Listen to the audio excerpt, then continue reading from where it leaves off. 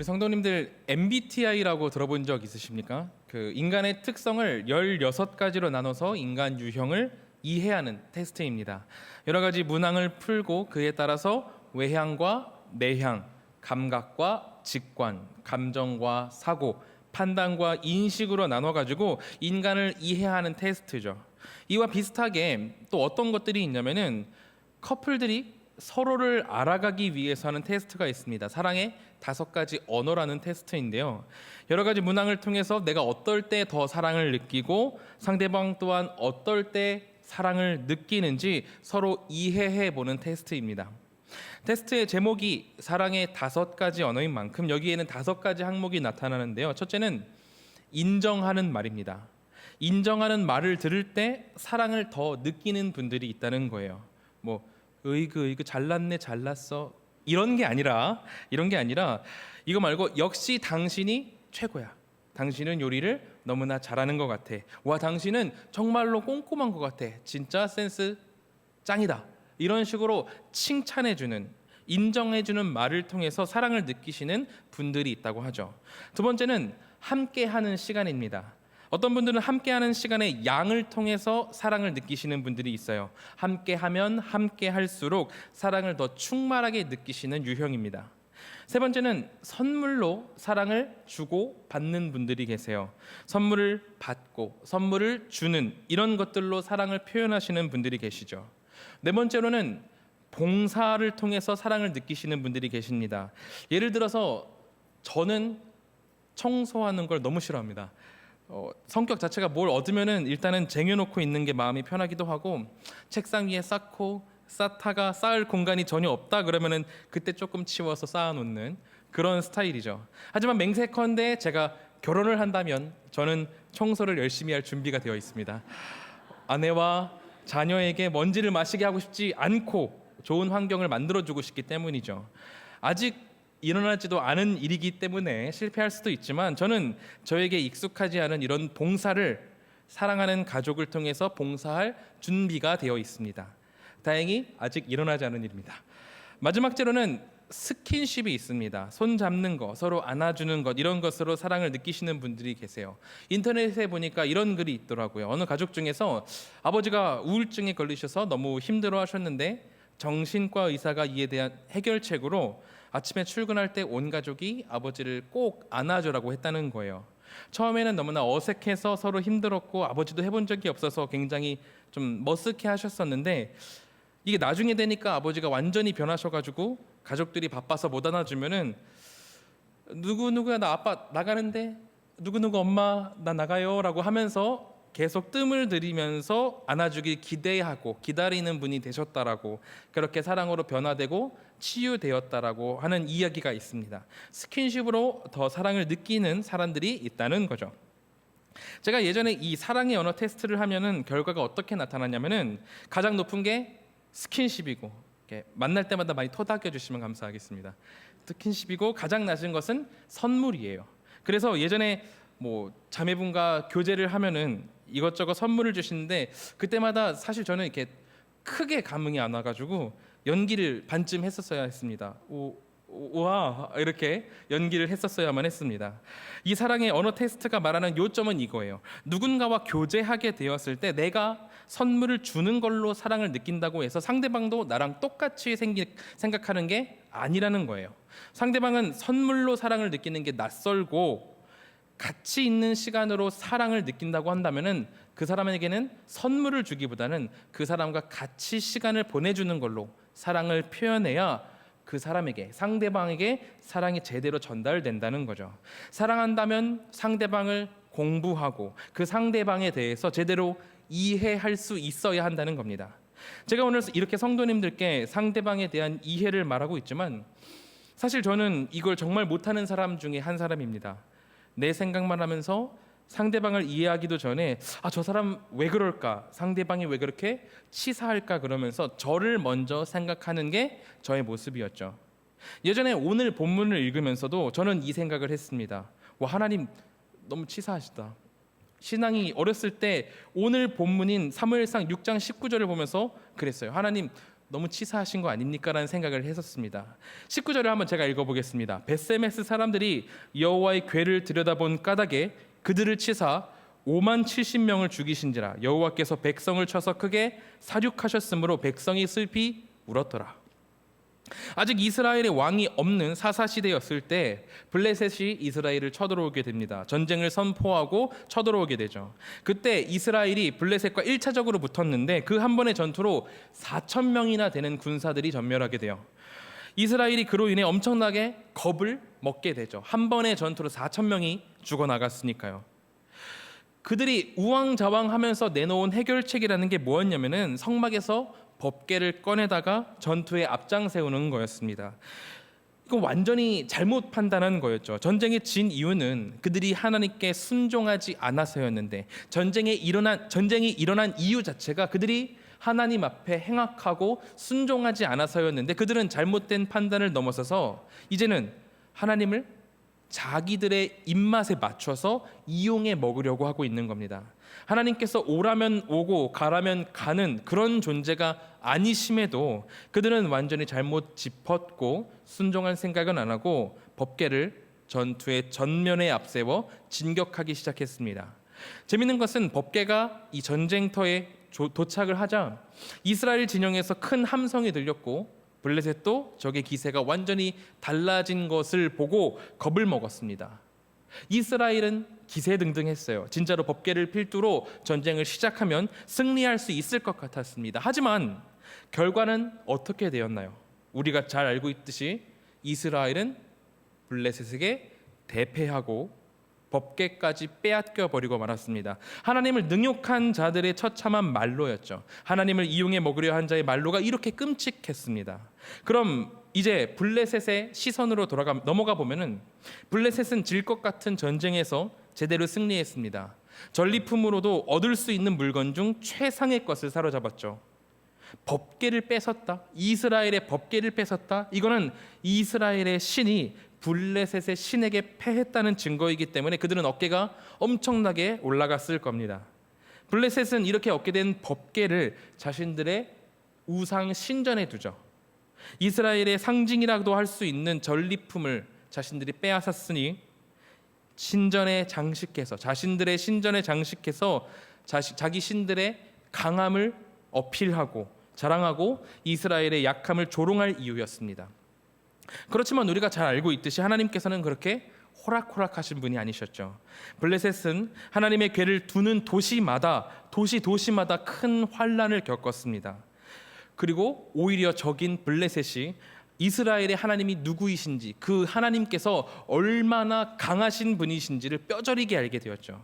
결국에 블레셋은 하나님의 궤를 어찌하지 못하고 이스라엘로 돌려보내게 됩니다. 갓 아기를 낳은 암소, 새끼를 낳은 암소 2마리를 법궤가 올려져 있는 수레에 메고 이스라엘 방향으로, 그러니까 벳세메스 방향으로 수레를 보냈어요. 일반적이라면은 갓 새끼를 낳은 암소들이 자신의 새끼를 찾기 위해서 이리저리 둘러보느라 방향이 틀어지고 난리가 났을 겁니다. 그런데 놀랍게도 6장 12절은 법궤를 메고 가는 소들을 이렇게 묘사해요. 암소가 벳세메스 길로 바로 행하여 대로로 가며 갈 때에 울고 좌우로 치우치지 아니하였고 블레셋 방백들은 벳세메스 경계선까지 따라가니라. 하나님의 방법이 얼마나 신묘한지 소들이 가는 길 내내 새끼가 보고 싶어서 그렇게 울면서도 그 금수들이 그렇게 눈물을 흘리면서도 좌로나 우로나 치우치지 않고 똑바로 나아갔다라고 해요. 하나님께서는 블레셋을 떠나오는 최종장까지 주께서 어떤 분이신지를 제대로 보이시면서 만군의 하나님으로서 이름을 드높이셨습니다.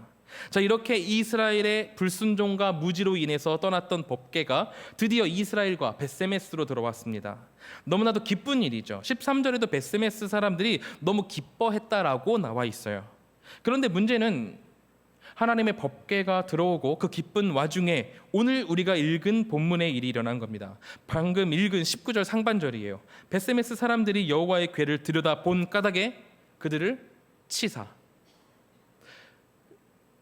여러분들 좀 치사하게 느껴지지 않으십니까? 아니, 법궤 좀 볼 수도 있지, 뭐 그렇게 숨길 게 있어서 본 사람들을 치시나 뭐 그렇게 대단한 거 있다고 실수할 수도 있지 죽이기까지 하시나 싶어요. 5만 명이나요? 저는 이 구절을 보고 너무 좀 치사하다. 어렸을 때니까요. 치사하다라는 생각이 가장 먼저 들었습니다. 블레셋의 그 어떤 신보다 강하신 것을 몸소 증명하셨고 그렇게 이스라엘이 돌아와서 성대하게 잔치를 벌이시며 아주 기쁜 날을 보내고 있는데 들여다본 거 가지고 백성들을 이렇게나 많이 희생시키신 거예요. 19절에 괄호치고 5만이라고 써 있잖아요. 이게 어떤 사본에는 5만이라고 써 있고 어떤 곳에는 안 써 있어 가지고 괄호로 쳐놓은 건데 어쨌든 최대치로 보자면 5만이나 되는 인원들을 치셨다는 거죠. 괴에 한 번 들여다봐서 백성이 5만 명이 죽었습니다. 신앙이 어렸던 이전의 저로서는 이게 잘 이해가 되지 않더라고요. 하지만 이제 신앙이 자라고 그동안 성경을 공부하며 하나님은 어떤 분이신지를 더 이해하게 된 지금 제게는 하나님을 향한 치사함보다는 베세메스 사람들이 얼마나 하나님에 대해서 무지한지가 보이기 시작했습니다. 우리 주님에 대한 이해, 사랑하는 존재에 대한 이해가 보이지 않고 자기들 좋을 대로만 행하고 있는 베세메스 사람들의 악함이 오늘 본문을 통해 보이기 시작한 거죠. 블레셋이 하나님의 법궤를 암소 2마리에 메어가지고 베세메스로 보낸 후 베세메스 사람들은 매우 기뻐했습니다. 그리고 그들이 곧장 어떤 일을 하냐면은 14절에 이렇게 나와 있습니다. 수레가 베세메스 사람 여호수아의 밭 큰 돌이 있는 곳에 이르러 선지라 무리가 수레의 나무를 패고 그 암소들을 번제물로 여호와께 드리고 여기에 보면 베세메스 사람들이 하나님께 번제를 드리는데 번제물로 수레를 끌고 왔던 암소 2마리를 드렸다고 합니다. 괴가 돌아오자마자 하나님께 제사를 드리는 게 참 어떻게 보면은 신앙이 좋다라고 느껴질 수 있지만 어떤 문제가 있는가 할 수도 있지만 레위기 1장 3절에는 이곳에 대한 문제를 이렇게 시작합니다. 그 예물이 소의 번제이면 흠없는 수컷으로 회막 문에서 여호와 앞에 기쁘시게 받도록 드릴지니라. 하나님께서는 주님 앞에 번제물을 드릴 때 숫송아지, 숫양, 숫염소 등 모두 흠이 없는 수컷으로 드리라 말씀하셨습니다. 베세메스 사람들은 이를 건너뛰고 암소 2마리로 번제를 드렸던 거예요. 그들이 번제의 모양은 갖췄지만 사실 그 안에 사랑하는 존재에 대한 이해가 너무나도 없었던 거예요. 아까 사랑의 5가지 언어에서 선물을 사랑으로 느끼지 않는 이에게 선물을 막 퍼다 주면서 사랑한다고 이야기를 하는 거죠. 선물이 가장 최고치가 아닌 사람에게 사랑 표현으로 선물을 주면 어떻게 되겠어요? 상대방은 분명히 당신의 사랑 표현은 내게 사랑으로 느껴지지 않는다라고 하면서 작별을 구하게 될 겁니다. 이와 마찬가지로 오늘 이스라엘 백성들은 하나님에 대한 이해가 하나도 없는 거예요. 주님이 무엇을 원하시는지 알지 못하고 자기 스스로의 최선만 다하고 있는 거죠. 이것은 번제를 드리는 신용만 하는 것과 마찬가지입니다. 하나님께로 나아가는 방법, 하나님께 제사를 드리는 방법, 우리 주님께 사랑을 표현하는 방법에 대해서 주님께서 일목요연하게 다 정리를 해두셨음에도 불구하고 그들은 자기 마음대로 자신들이 편리한 대로 행하고 있었던 거죠. 법궤가 베세메스에 들어온 시작부터 그들은 틀어진 방법으로 하나님을 대하고 있는 겁니다. 그리고 민수기 4장 20절에 보면 또 뭐라고 나와 있냐면은 그들은 잠시라도 들어가서 성소를 보지 말라. 그들이 죽으리라라고 나와 있습니다. 궤를 바라보는 것은 제사장들에게조차도 허락되지 않은 일이었습니다. 그렇기 때문에 제사장들이 가장 빠르게 진행하는 일은 법궤를 가장 깊숙한 곳에 넣어서 시선이 닿지 않게 하는 일이었습니다. 법궤는 성막의 가장 안쪽 지성소에 들어있잖아요. 이게 세상과 구별된 하나님의 공간을 의미하기도 했지만 일반 백성들에게는 그들의 시선을 차단해가지고 그들의 생명을 구하는 일이기도 했습니다. 그런데 베세메스 사람들은 어떻게 행하냐면은 큰 바위 위에다가 법궤를 올리고 거기다 더 나아가서 법궤를 열어서 그 안을 들여다보는 거예요. 이것은 그냥 단순한 실수로 넘길 수 있는 일이 아니죠. 그들이 그냥 단지 호기심에 법궤를 열어본 게 아니라는 이야기입니다. 이것은 베세메스 사람들이 일부러 이렇게 행하고 있다는 거예요. 마치 앞에서 블레셋과의 전투, 그 전투에서 법궤를 앞장 세워서 승리를 쟁취하려고 했던 하나님을 램프의 진이 마냥 자기 마음대로 주무리려고 했던 이전 이스라엘의 모습과 똑같이 행하고 있는 겁니다. 성경에는 자세히 나와 있지는 않지만 벳세메스 사람들은 이 벳세메스로 온 법궤를 통해 그 동네만의 이득을 얻으려고 이 모든 것들을 일부러 이렇게 행하고 있는 거예요. 모든 이들이 보이는 곳에다가 두고 그 안을 들여서 우리가 이런 것들을 가지고 있다라는 자랑을 하고 있던 거죠. 이스라엘은 그 사고와 수치를 당했으면서도 블레셋으로 인해서 그 전쟁을 당했고 4천 명이 죽고 대패해가지고 법궤를 빼앗기고 그 법궤가 블레셋을 막 돌면서 그 치욕을 겪었어야 했음에도 불구하고 여전히 변하지 않고 악한 모습으로 남아 있었던 거예요.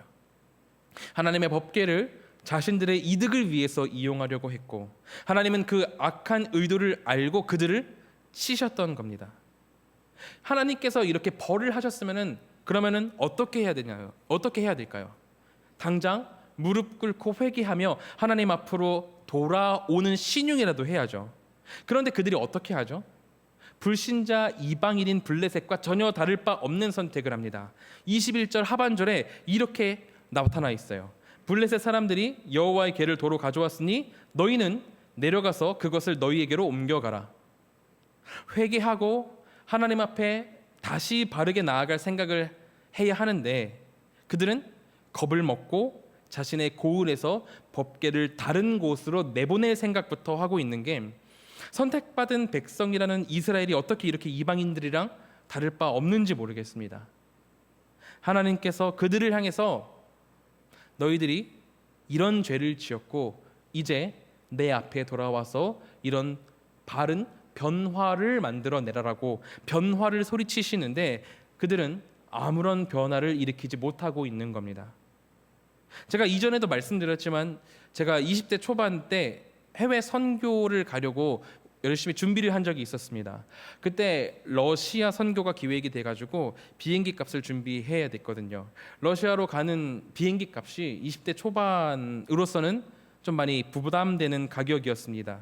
그럼에도 불구하고 하나님의 일을 하고 싶다는 열정이 있었고 부모님께 의지하고 싶지 않다라는 그런 마음도 있었기 때문에 저는 러시아 선교를 함께 가는 형님과 함께 이제 아파트를 짓는 막노동을 한 적이 있습니다. 이 막일이라는 게 생각보다 쉽지 않더라고요. 어렸을 때 경험한 이 일들은 지금도 잊혀지지가 않습니다. 왜 군대에 있는 군인들이 국방부의 시계는 멈춰 있다라고 말을 하잖아요. 그만큼 군대에서 시간이 잘 안 가고 힘들다는 의미인데 제 체감으로는 아파트 건축 현장은 군대보다 더 힘든 곳이었어요. 더 힘들었고 굉장히 삭막했습니다. 이제 막노동판에서 밥이 나오는 식당을 한밭집이라고 부르는데 새벽에 한밭집을 가서 아무 말 없이 밥을 먹고 나와서 체조를 하고 또 아무 말 없이 새 파이프를 옮기다가 점심을 먹고 또 무념무상으로 시킨 일을 하다가 잠시 앉아서 빵을 먹고 또 6시까지 일을 하다가 집으로 가는 그 시간들이 저에게는 제가 이제 참 단단하지 못하고 무른 사람이라 제게는 육체적으로나 정신적으로 많이 힘든 시간들이었습니다. 고달픈 시간들이었어요. 그렇게 일을 다 하고 선교비를 다 모은 마지막 날 짧은 시간 동안 옆에서 함께 일하던 분이랑 형님 말고 그곳에서 나와서 함께 일하던 분이랑 대화를 할 기회가 어떻게 생겼습니다. 그분은 매일 아침 인력소를 통해서 현장으로 나오시는 분이었습니다. 연세가 한 60 정도 되셨는데 매번 저랑 같이 신기하게 되게 말단 일을 같이 하셨어요. 이제 이분이 어떻게 일을 하시냐면은 항상 이제 적당히 하시면서 이제 이렇게 나쁜 말로 삐댄다고 합니다. 이렇게 몰래 이렇게 쉬엄쉬엄 하시더라고요. 어쨌든 제가 현장에 나오는 마지막 날에 그분이랑 대화를 기회가 생겨가지고 그분이랑 대화를 하다가 그런 질문을 드렸습니다. 언제부터 이 일을 시작하셨는지 이렇게 조심스럽게 여쭙습니다. 그러자 그분께서 20살 때부터 이 일을 하셨다라고 하더라고요. 그런데 그 말을 들은 제 마음이 되게 먹먹했습니다. 분명히 이분께도 어떤 사유가 있고 문제가 있으셨겠지만 현장 일을 20살 때부터 40년간을 쭉 해오시면서 어떻게 계속 나와 같이 똑같이 계속해서 말단에 있으실 수가 있나? 40년이라는 시간 동안 여전히 같은 보직, 같은 급여를 받으시면서 어떤 생각을 하시고 어떻게 살아오셨을까 하는 먹먹함이 제 마음에 들었습니다. 그렇다면 우리 하나님께서는 이스라엘을 보고 어떤 생각을 하셨을까요? 이 변화되지 않는 백성들을 보면서 얼마나 더 먹먹하시고 가슴이 메어지셨을까요? 하나님은 성화와 성장을 이야기하시면서 변화될 것을 우리에게 요구하시는데, 이 사단을 다 겪으면서도 아무런 변화가 없는 이스라엘을 보면서 주님은 얼마나 눈물을 흘리시고 먹먹해 하셨겠어요. 예수님께서 달란트를 받은 종들에 대한 비유를 하신 적이 있죠. 주인이 종들에게 5달란트, 2달란트, 1달란트를 주었을 때 5달란트 받은 자는 5달란트를 더 남겨오고 2달란트 받은 자는 2달란트를 더 남겨오고 그랬는데, 1달란트 받은 자는 뭐라고 말을 하냐면은, 주인님, 저는 주인께서 심지 않은 데서 거두시고 뿌리지 않은 데서 모으시는 무서운 분인 줄 알고 두려워해서 그냥 땅에 묻어두었습니다. 여기 그대로 있습니다라고 주인한테 1달란트를 그대로 갖다 드리잖아요. 그때 주인이 어땠나요? 그때 주인이 1달란트 가진 자에게 이렇게 말했습니다. 이 게으른 종아, 그럴 거면은 은행에 맡겨가지고 이자라도 받았어야 되지 않느냐라고 책망하죠. 1달란트면 작은 돈이 아닌데 그 돈을 가지고 아무런 성장을 하지 못한 1달란트 받은 자에 대한 큰 책망이 주어졌었습니다. 우리는 이것을 기억해야 해요. 우리는 변화되지 않으면 안 됩니다. 성장해야 되고 성화의 과정을 거쳐서 예수 그리스도께 닿도록 우리는 최선을 다해야 해요. 예수님은 우리에게 먼저 찾아오셔서 변화의 시작점을 여셨습니다. 십자가에서 죽으심으로 모든 죄를 다 사해 주시고 하나님을 향해 나아갈 수 있도록 닫혀있던 그 모든 문들을 완전히 여셨어요. 그동안 아무도 열지 못했고 먼지 낀 거울처럼 희뿌옇게 겨우 보던 것을 예수님은 우리로 이제 깨끗한 거울로 볼 수 있도록 우리를 선한 길로, 그 활짝 열린 길로 인도해 주셨습니다. 이제 우리에게 남아있는 것은 그 길을 따라서 우리의 발을 내디듬으로 변화하고 성장해야 한다는 거예요. 그 어떤 것도 하나님이 우리에게 명령하신 변화에 대한 책임을 면제할 수 없습니다. 우리의 사회적 위치, 학식, 아니면 나이, 그 어느 것도 하나님께서 우리에게 명령하신 변화에 대한, 그 변화에 대한 나아감을 막는 제약이 될 수 없습니다. 하나님은 우리를 향해 계획을 가지고 계시고 그 계획에 따라서 연단되는 과정을 통해 우리는 조금씩 성장해야 되고 예수님을 따라 변화되어야 합니다. 힘써 하나님을 배우고 하나님이 제시해 주신 주님께로 나아가는 바른 방법을 따라서 하나님을 이해하고 사랑하며 부단히 애써 하나님의 백성, 주님의 제자답게 살아가기 위해서 그 어떤 제약도 이겨내고 변화될 수 있어야 한다는 거죠.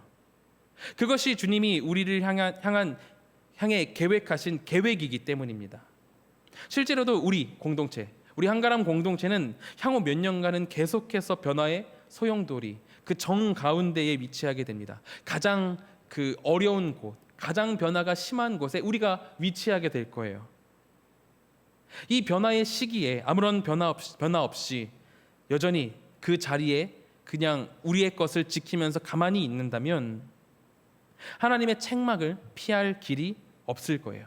그러므로 우리가 꼭 기억했으면 좋겠습니다. 내가 사랑하는 주님의 마음을 이해하고 그 주님의 마음을 헤아리며 주님의 명령을 따라 변화하고 두려워하지 말고, 그 변화를 두려워하지 말고 마주칠 수 있어야 합니다. 마주하면서 변화를 향해서 한 걸음 한 걸음씩을 내디딜 수 있어야 해요. 그리스도인들은 죽기 직전까지 성화의 과정을 따라서 걷는 사람들입니다. 두려워하거나 변화를 귀찮아하지 마시고 하나님을 따라서 변화를 입는, 변화를 받는 우리가 되기를 소망합니다. 다시 본문으로 돌아와서 오늘 본문의 이스라엘 백성들로 결국 하나님의 의도를 깨닫기 시작했는지 벳세메스의 일 이후 기럇 여아림으로 옮겨가고 나서 변화에 대한 시작을 시작합니다. 그게 잘 나타나 있는 게 7장 2절 말씀이에요. 제가 읽겠습니다. 걔가 기럇 여아림에 들어간 날부터 20년 동안 오래 있은지라 이스라엘 온 족속이 여호와를 사모하니라. 여기 이렇게 나와 있죠. 이스라엘 온 족속이 여호와를 사모하니라.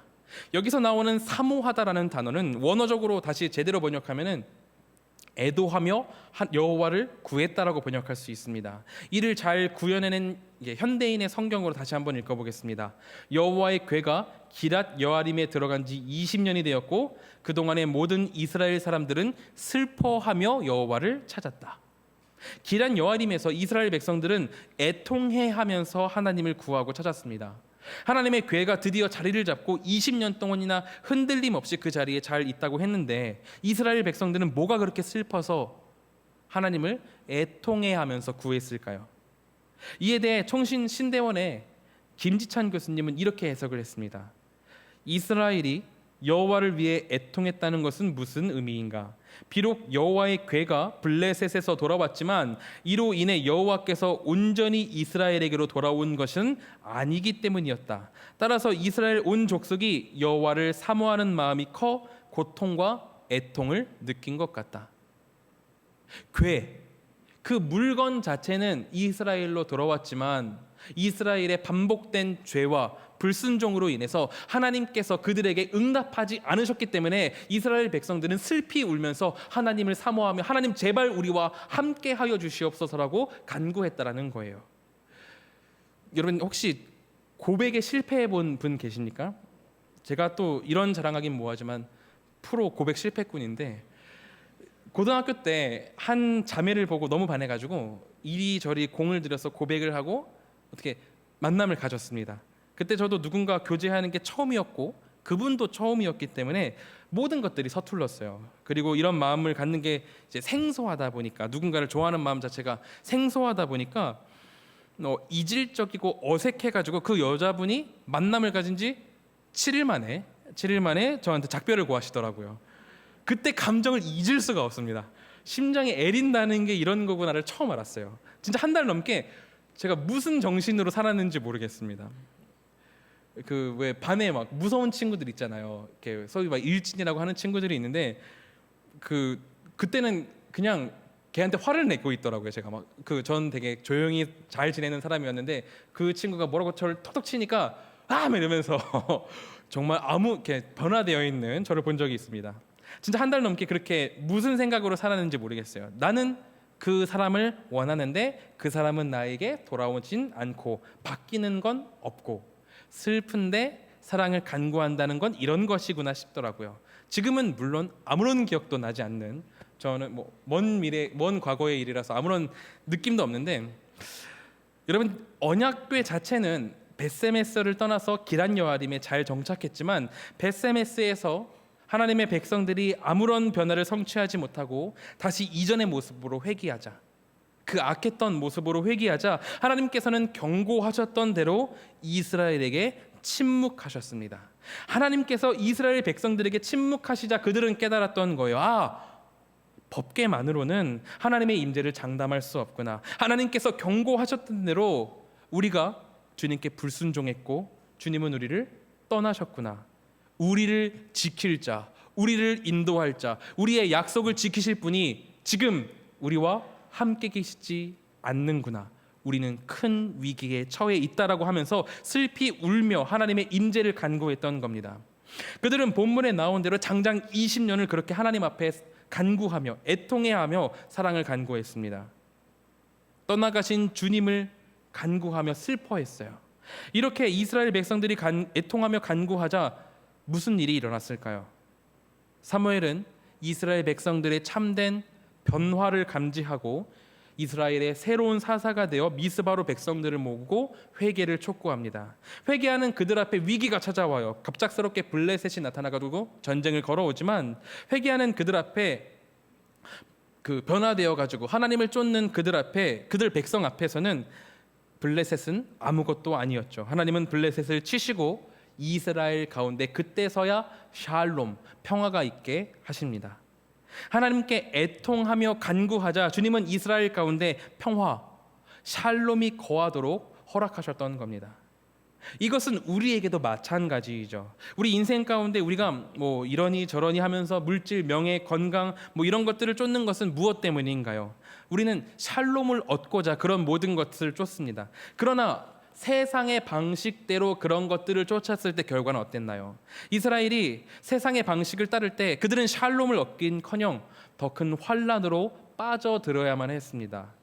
그러나 그들이 하나님을 이해하고 변화를 바라보며 하나님께 애통하며 사랑을 간구할 때 비로소 그들에게는 샬롬이 임했습니다. 오늘 함께 말씀을 나누는 우리 성도님들께서는 어떠신가요? 나의 샬롬을 위해서 우리는 어떻게 행하고 있나요? 만일 우리가 샬롬을 위해 세상의 방법들을 구하고 있다면 절대로 샬롬은 우리의 삶 가운데 임하지 않을 것입니다.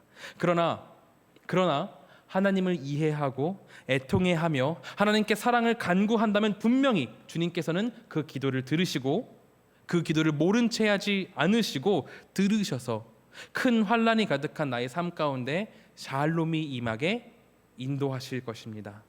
이 샬롬, 나의 삶 가운데 분명하게 임할 것을 신뢰하고 기도하며 우리 주님과 함께 동행하며 살아가는 우리 모두가 되기를 진심으로 축원합니다.